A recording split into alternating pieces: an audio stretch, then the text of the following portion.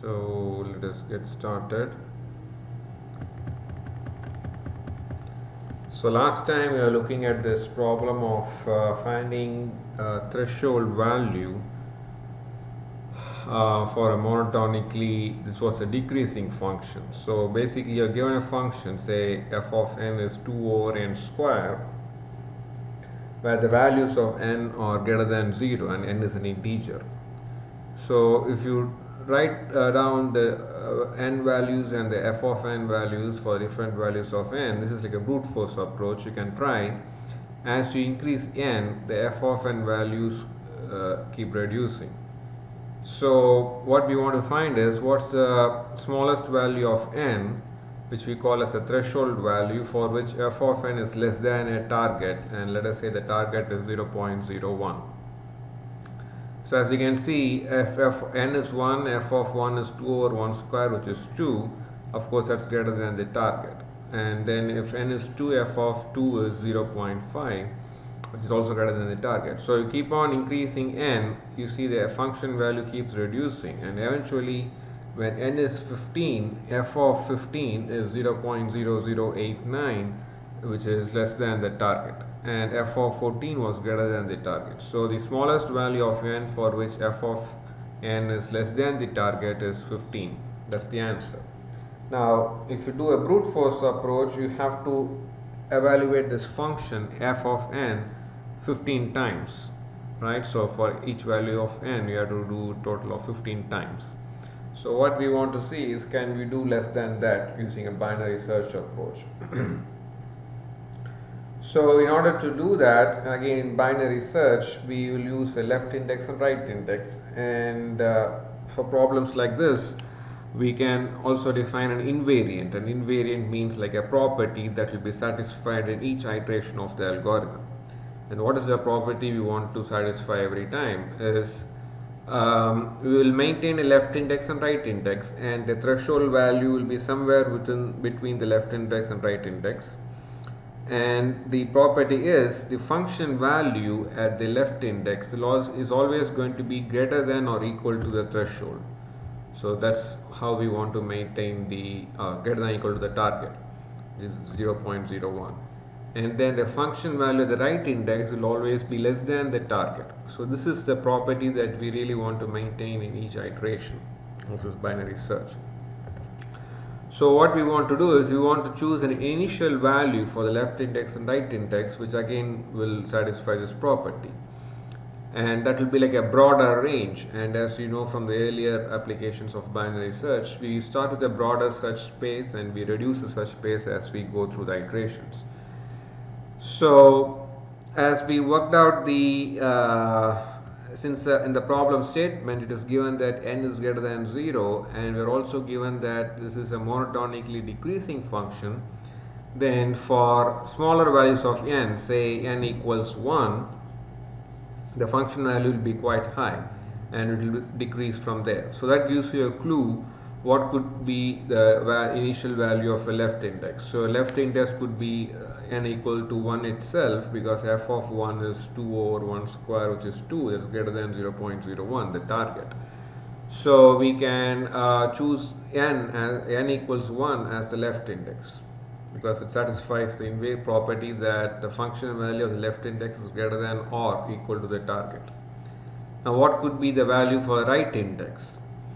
So this is a monotonically decreasing function again, so as n increases the function value decreases. So you can come up with a reasonably larger value for the right index and check if the function value at the right index is less than the target. So let us say if n is 100, f of 100 is going to be 2 over 100 square, which is 0.0002, and that is less than the target 0.01. Of course, even for n equals 50, f of 50 is 2 over 50 square is going to be less than the target. So you don't need to kind of choose any particular value of right index. So anything that satisfies the invariant that the function value less than the target should be fine.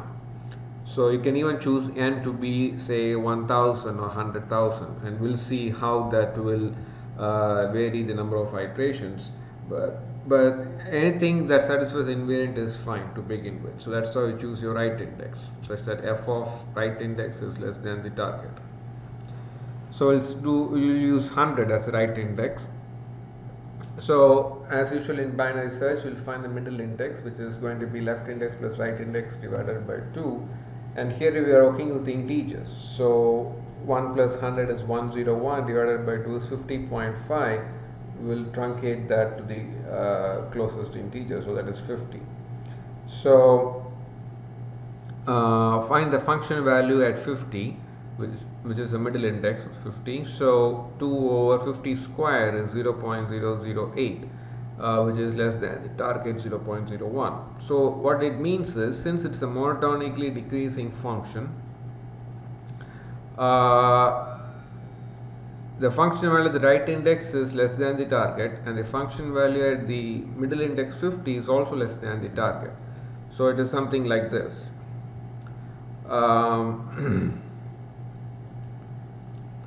You have the left index and right index, and this is our target. The function value at the this is the target. So the function value at the right index is less than the target, and the function value at the middle index, the red line where it meets the y-axis, the function value is also less than the target. So that means for any value ranging from middle index to right index, so in this case 50 to 100, 51, 52 up to 100, for each of those values, so function values is also going to be less than the target. As we can see, for as we increase values from middle index to right index, we are in this range, and all these values are going to be less than the target. So it is as if we can discard this right search space ranging from anything from middle index plus 1 to the right index can be discarded, and we can shift or move the right index to the left and set that to be the middle index. So that's what I do for the next iteration. Our right index is now the middle index. Okay, so right index takes the value of middle index, which is 50. So left index is 1, right index is 50. So find the new middle index, which is 1 plus 50 over 2, so that is 25. And the function value at 25 is 25, 2 over 25 square, that is 0.0032, which is again less than the target. So that means we can even move towards the left. So now the right index becomes 25, and the middle index is 1 plus 25 over 2, which is 13, and f of 13 is 2 over 13 square, that is 0.0118, that is greater than the target. So we are in somewhere like this, some left index and right index, which is like 1 and 25, and the middle index is 13, and the function value there is greater than the target. So that means anything from left index to right index will fall in this range, which is also going to be greater than the target, or equal to the greater than or equal to the target. So that means we can skip this left search space, because for all those n values ranging from left index to say middle index minus 1, we are sure that the values are going to be also greater than or equal to the target. So we can discard the left search space and move the left index towards the right and set it to be the make a left index to take the value of the middle index. So middle index was 13, and that becomes the new value for the left index. So this is how you decide which of the two index values to change, left index or right index. So in each iteration, you either move the left index to the right or the right index to the left. So now the left index is 13, right index is 25. The new middle index is 13 plus 25 over 2, which is 19. And f of 19 is 2 over 19 square, so 0.0055. That is less than the target. So if it's less than the target, it's like this. So for the right index, it's less than the target. Middle index is also less than the target. So anything from middle index to right index is also going to be, the function value is going to be less than the target. So we can move the right index to the left and make the right index to be 19. So the new middle index is 16, and the function value at 16 is 0.0078, is also less than the target. So make the right index to be 16, and the new middle index is 13 plus 16 over 2, 14, and the function value at 14 is 0.0102, which is greater than the target. So when it's greater than the target, move the left index to the right and make that left index as 14, the right index as 16, the middle index is 15, and the function value is 0.0089, that is less than the target. So according to our policy, we'll move the right index to the left and make the right index to take up the value of the middle index, which is 15. So now the left index is 14, right index is 15. And remember, we are working with integers for n. So again, the invariant is satisfied throughout. The function value at the left index, which is 14, is greater than the target, and the function value at the right index 15 is less than the target. So, and then the difference between the right index and left index is 1. And since you're working with integers, we cannot reduce a such space beyond this.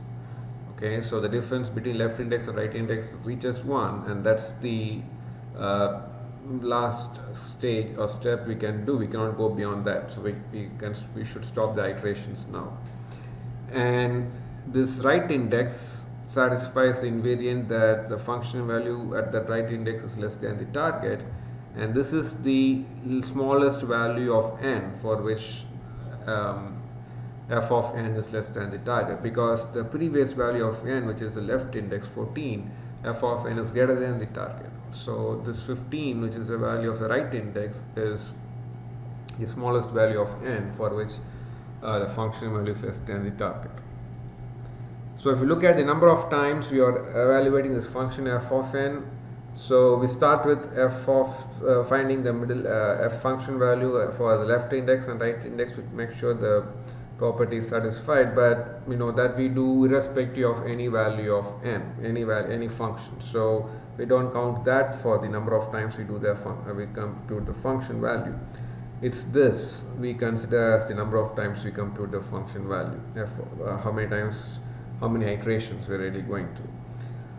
So the formula kind of for problems like this is to find the number of iterations is this is binary search, so the log should be to the base 2, and it is basically the initial search space, which is the number of possible integers which could be potentially the value for our threshold, the minimum value of n for which the function value is less than the target. So we start with left index 1 and right index 100. So all these values, anything greater than 1 and less than or equal to 100 could be the values of, because that's our invariant, the function value of the left index is greater than or equal to the target. So 1 cannot be the final answer, but anything greater than 1, say 2, 3, up to 100, because the function value of right index could be less than the target.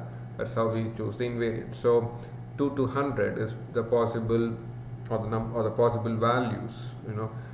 So we call as a search space. So that's what we measure by telling initial right index minus initial left index, which is 100 minus 1. So there exists 99 possible values starting from 2 to 100, which could be the candidate. That's a search space within which we have to try, and divided by the minimum allowable difference between the right index and left index. So that's kind of like how far we reduce the search space. So we reduce the search space all the way up to the difference between the right index left index being 1. So from this initial right index minus initial left index to what is a final right index minus what is a final left index we can allow, which is what the difference is.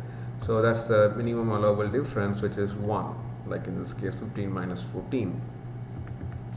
So if you work with 100 and 1 as the right and left index, it's going to be log of 100 minus 1, that's the numerator, initial right minus initial left index, divided by the minimum allowable difference, which is also 1.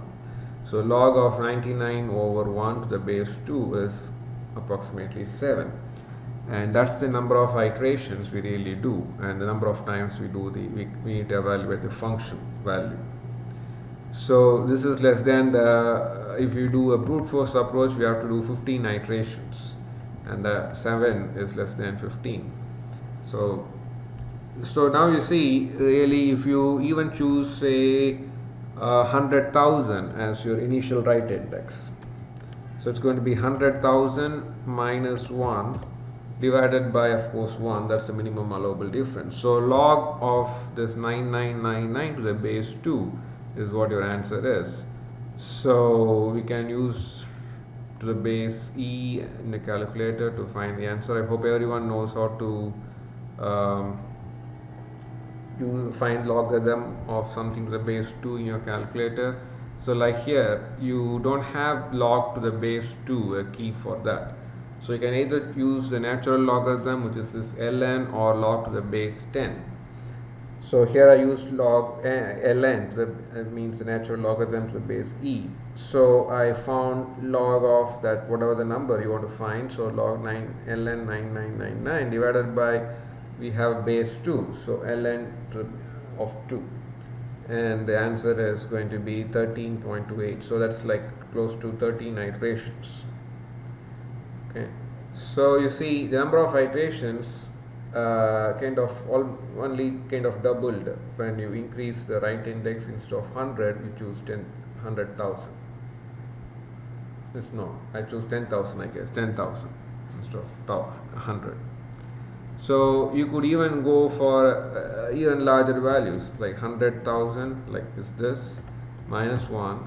Let's take logarithm of that, which is this number, divided by log 2, which is this, so 16. So as you see, even if you start with 100,000 as the right index, you would do up to like 17 iterations.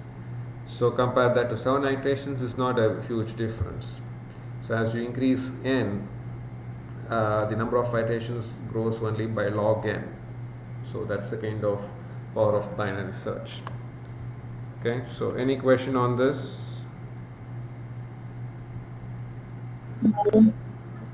Yes.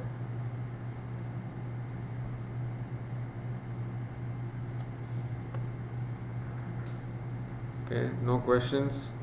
Right, let me save this video.